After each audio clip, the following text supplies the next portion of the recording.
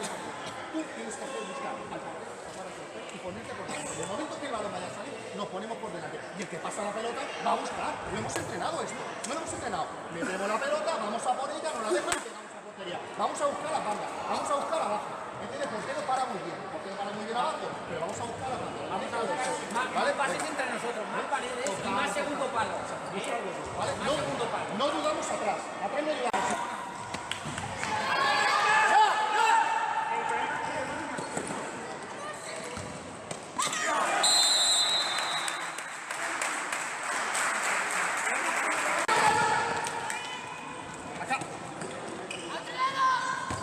Bien hecho, Lucas.